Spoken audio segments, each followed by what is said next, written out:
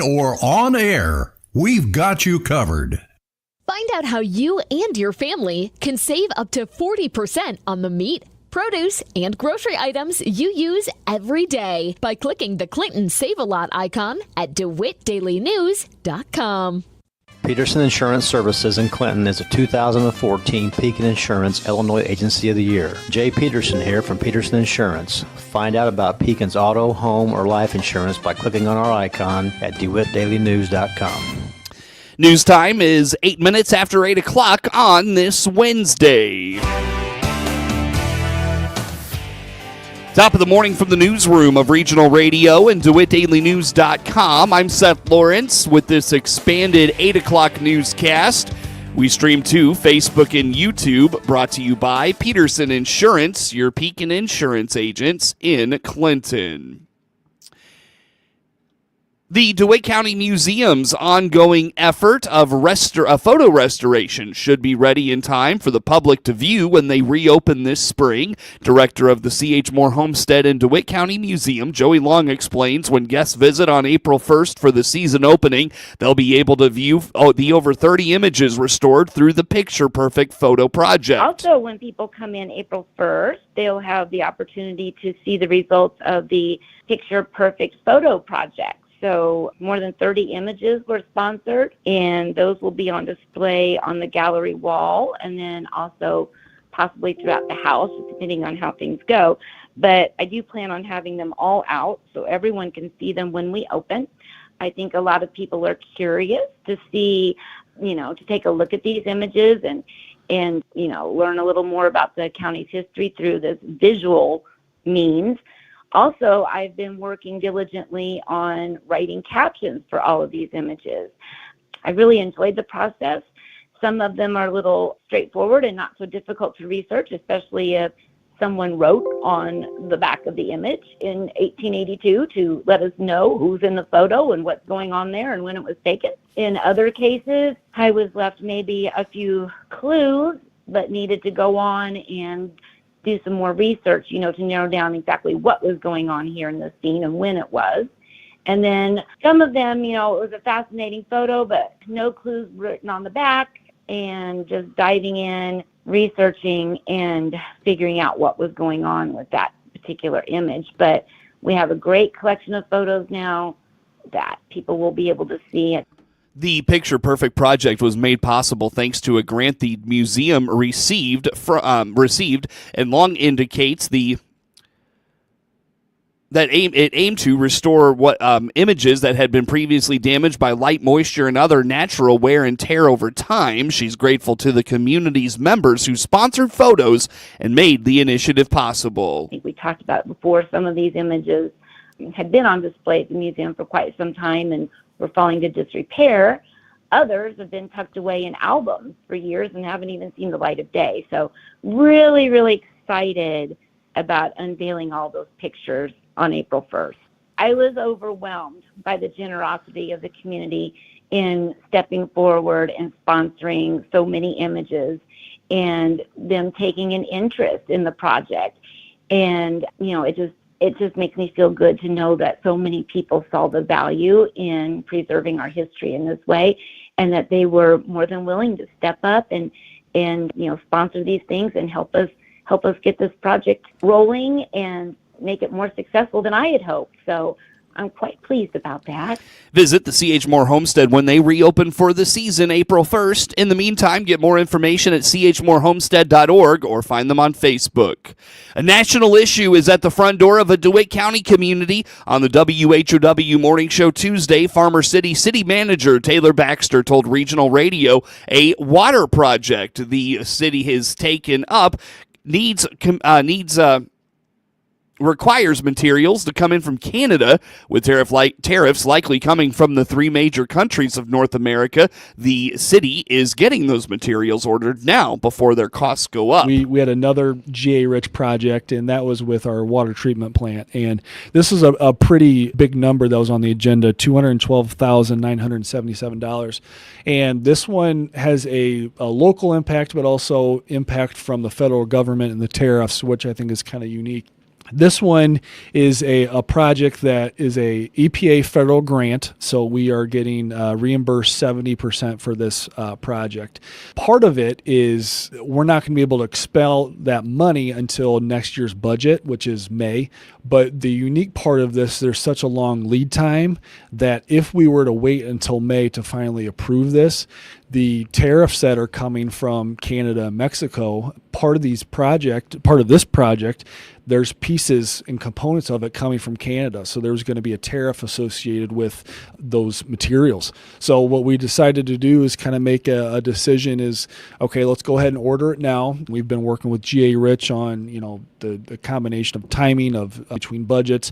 They understand where we're at, but it's really a kind of a local impact to what's happened federally. It's kind of a unique situation. So according to Baxter, the project updates the filtering system of the city's water treatment facility. It has to do with separation, so it's the filter media is what they call it, and it's basically just the cleaning of the water and separating the solids and all sorts of things there, chemicals. So very important, vital piece of the water cleaning process to make sure that it's drinkable for the community. The Farmer City Council approved the purchase at its meeting Monday night. Baxter indicates Farmer City, like Clinton, is in the midst of a major upgrade of its water treatment facility.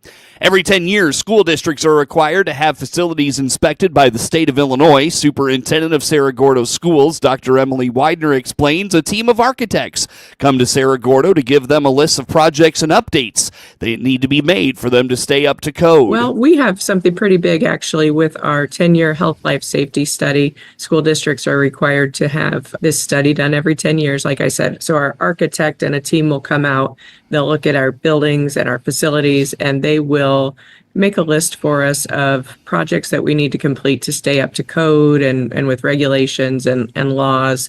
So they'll have a list for us of things that we have to complete and then things that we should consider in kind of priority order. So the part about this list is that we can use Fund 90, which is Health Life Safety, to pay for anything on this list from the architects. We can't use that money for anything else. So this will be a big piece of us planning for the next 5 to 10 years in terms of projects that we're going to need to do that we may not be aware of yet. So we have a list already of things that we need to do, things we want to do. And then once the architect finishes this study, then we'll know some of the other things that we may not be aware of yet and that we need to plan for. This summer, inspection is planned to avoid interfering with the school's daily operations. Dr. Widener points out if something is on the list of projects, it has to get done. We work with BLDD architects, so we've got them under contract to do that study for us, and then we'll use that list to kind of chip away at it over the next several years and work on the highest priority. Well, it's just something that, we don't have a lot of choice. If that something gets on that part A of that list, we've got to make sure that we get it done so it can change our spending priorities. We're very fortunate that our schools, our classrooms are in great shape, so we don't have a lot of things that we need to do in terms of upgrading classrooms. Our family and consumer science room is a little bit outdated, so that's definitely on our list. Mm-hmm. But a lot of the things that we need to do are related to updating our athletic facilities. We're looking at our press box, our concession stand at the football field. Eventually, we'd like to get new bleachers in the gym. They're still, they're the wooden bleachers, but they're still in great shape and inspected regularly. So we're very fortunate that the projects that are kind of looming on our horizon right now are more things that aren't urgent and aren't related to like the educational setting. Although this is Dr. Widener's first inspection in her time as superintendent, she does not expect to be surprised by any items they're instructed to work on by the architects. We're always kind of looking and trying to be aware of things that could come up. We've had a roof study done, so we've got plans to make sure we're kind of updating the roofs as time goes on. Mm-hmm. And then you've got to look at all the kind of not fun stuff like sealing the parking lots and tuck pointing and those things that are just ongoing and never ending. So we have to plan for those things as we're looking for things that are a little bit more fun to plan for, like a press box or a concession stand or new bleachers and things of that nature. We're just kind of getting ready for everything for next year already. At the end of the school year, we get really busy with graduation and prom and all the end of the year concerts and award ceremonies and things like that. So this time of winter, we're looking at making the high school schedule and making the calendar and figuring out what we need to buy for technology and our maintenance and repairs. So it is really kind of a push right now to get ready for next school year. For the end of the school year really takes up all of our time and focus. Cerro Schools recently underwent a multi-million-dollar renovation of its facility in 2020, which is why Dr. Widener does not anticipate any surprises in their inspection. Keep up with the latest from Cerro Schools by visiting cgbroncos.org or find their Facebook page.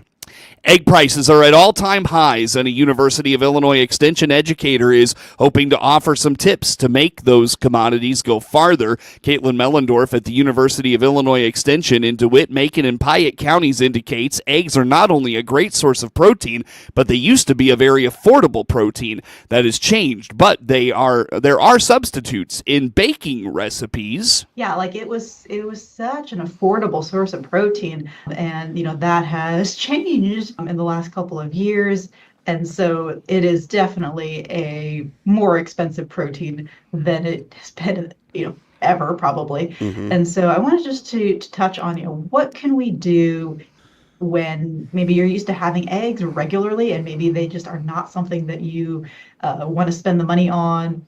So if you are looking for a baking substitute, which, if we were planning to make banana bread or you want to do muffins, there are some options for baking.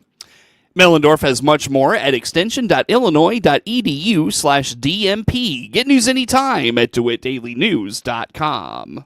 Your Clinton Save-A-Lot helps control inflation every day. Here's store owner Dave Jackson. One thing that keeps me motivated, besides the fact I love the business, is I'll have customers stop me, holler down the aisle, or walk up to me and say, hey, I want to thank you for what you've done and what the store has done to control inflation and to keep it where we can afford to buy groceries. I mean, I hear this on a very regular basis. It just drives home the fact that what we're doing is having an impact. People are noticing it. It really does mean a lot. And as Dave always says, hope to see you soon. At Love It Once More Thrift Store in Clinton, we rely on your donations so we can help those in our community. So this month, if you bring us a donation, you'll get a card for 10% off your next purchase. Look for us on Facebook, Instagram, and DeWittDailyNews.com. DeWittDailyNews.com is the area's leading local news source 24 hours a day, 7 days a week. Get the latest local news, obituaries, police blotter, weather forecast, and more with no paywall. Head to DeWittDailyNews.com to get the local information you need to know. WHOW invites you to a candidate forum featuring the 6 candidates for Clinton mayor on Wednesday, March 19th at 6 p.m. in the Clinton High School auditorium. WHOW Program Director Seth Lawrence will moderate the event, which will include statements from the candidates and questions posed to each candidate on how they'll lead the city of Clinton the next 4 years. The event will also be broadcast live on WHOW 92.3 FM and streamed on the WHOW audio stream. Join us in person or tune in March 19th for the WHOW Clinton Mayoral Candidate Forum. Serve Pro of Piatt DeWitt counties for fire and water restoration, reconstruction, and now duct cleaning to keep your air healthy. Find out how they can help you by clicking their icon at DeWittDailyNews.com. Netflix buffering, YouTube spinning, devices not connecting, Zoom calls dropping. Ugh, it's frustrating. Let's end your frustration by signing up for fiber internet in Clinton. Click the Connexus icon at DeWittDailyNews.com. Share 55. With SRN Sports, I'm George Williams. In NBA action last night, chalk up another milestone in the storied career of LeBron James as he becomes the first player in NBA history to score a combined 50,000 points. That's regular season and postseason tallies put together. He surpassed the mark with a three-point basket early in the first quarter of the game. At age 40, he's into his 22nd season, already the top scorer all time in NBA history in both categories. Lakers went on to beat the Pelicans handily, 136-115. In other NBA action, it was the Spurs downing the Rockets, Bucks beat the Hawks, Warriors beat the Knicks. It was the Cavaliers over the Bulls, Timberwolves down the 76ers, Spurs beat the Nets. Turning to NCAA men's top 25 action, not a good year to be the top-ranked team. Last night, number 1 Auburn fell to 22nd-ranked Texas A&M, 83-72. Another upset, Texas beat number 25 Mississippi State, 87-82. This is Western Sports. Other men's top 25 action, 16th-ranked Memphis, a winner over UTSA, 18th-ranked Purdue over Rutgers, 19th-ranked Kentucky over LSU.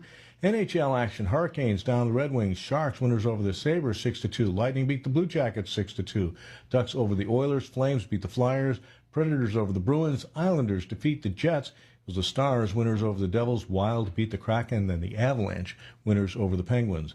Well, you may have heard the last name of this young baseball pitcher, Jaden Agassi, a pitcher for Team Germany in the World Baseball Classic qualifying tournament being played in Tucson this week. He is the son of tennis legends Andre Agassi and Steffi Graf, who were in the stands when their son took the mound on Monday. And Agassi, not the only player in the tournament with a sports legacy. For Team Brazil is Lucas Ramirez, son of 12-time Major League Baseball All-Star Manny Ramirez.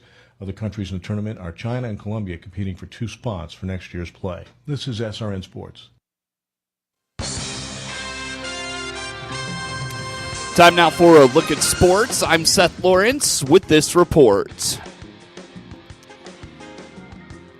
In a game heard on WEZC and online at DeWittDailyNews.com, Toutopoulos hit a putback layup as time expired in regulation to tie the game and send it to overtime, then outlasted Monticello in the extra session for a 53-46 win in Class 2A sectional semifinal action from Tolono Unity High School Tuesday night.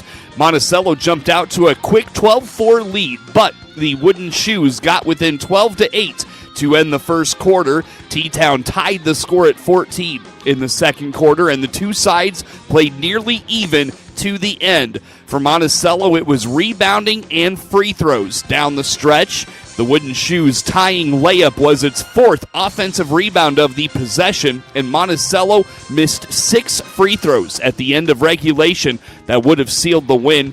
Neither team shot well from the foul line. The Wooden Shoes finished 11 of 26 from the line, while Monticello was 5 of 17.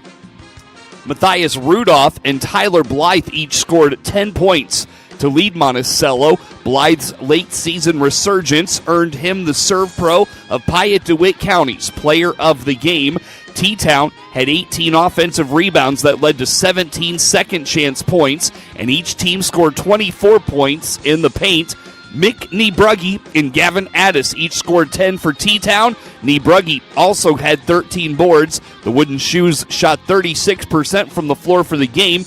Monticello finished shooting 53% from the floor. The Wooden Shoes made 6 3-pointers to Monticello's 5. Ike Young had 7 points and 9 rebounds, while Nolan Benny-Kemper had 8 points and 8 boards for the Sages. Monticello ends its season at 18-14. Overall, TTown goes to 25-10. They play for a sectional championship Friday night against the winner of Wednesday's contest between Warrensburg-Latham and Lawrenceville in Tolono.